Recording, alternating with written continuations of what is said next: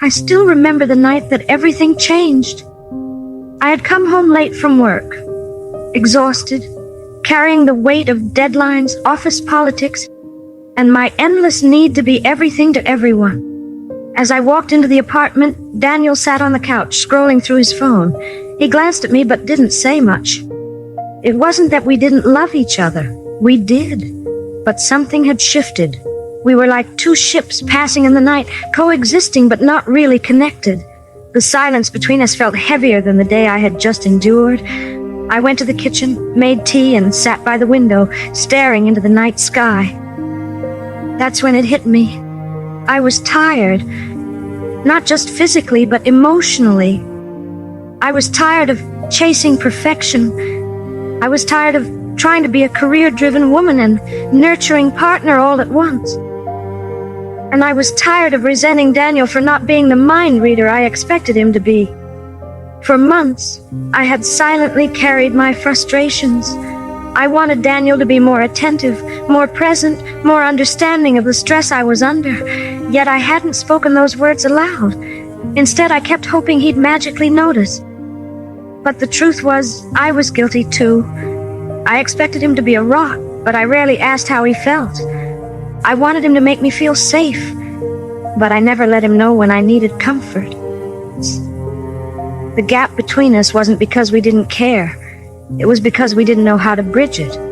And the longer we stayed silent, the wider the distance grew. A few nights later, we had an argument. I don't even remember what it was about, but I remember what I said. "Do you even care anymore?" The words hung in the air like a challenge.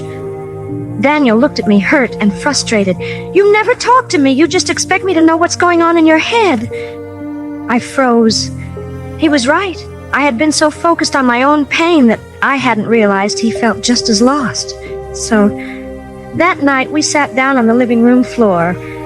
For the first time in a long time, we talked. Not just about work or surface-level stuff, but about our fears, our doubts, and the ways we had unknowingly hurt each other. As we talked, I realized something profound. I had been asking Daniel to be a mind reader, a nurturer, a protector, all without ever showing my own vulnerability. I had also been trying to be everything to him without admitting how exhausted I was.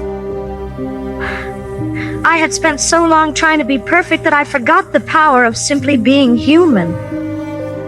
Daniel shared his own struggles too. His fear of failing, his frustration at not knowing how to help me. He wasn't distant because he didn't care. He was distant because he felt helpless. That night, we made a quiet decision to stop pretending everything was fine and to start being honest with each other. From that moment, things didn't magically become perfect, but we learned to listen, really listen. When I had a rough day, I didn't keep it bottled up. I let Daniel know when I needed space or comfort, and when he felt overwhelmed, he opened up without fear of being judged. We learned that connection isn't about fulfilling impossible expectations, it's about showing up for each other in the messy, imperfect moments. Little by little, our relationship began to change. We found small ways to support each other. Daniel started leaving little notes for me, reminders that I was loved even on my hardest days. I began making space for our quiet moments together instead of rushing through life like a checklist. Every small act of kindness, every honest conversation was a step toward healing. And as our connection deepened, something beautiful happened. I started feeling more connected to myself too.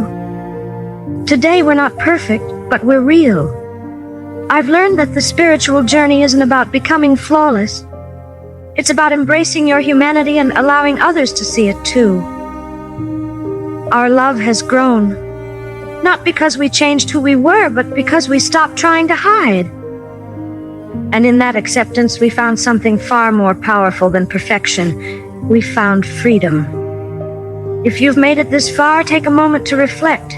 Are you carrying expectations that no one can meet? Are you hiding parts of yourself out of fear?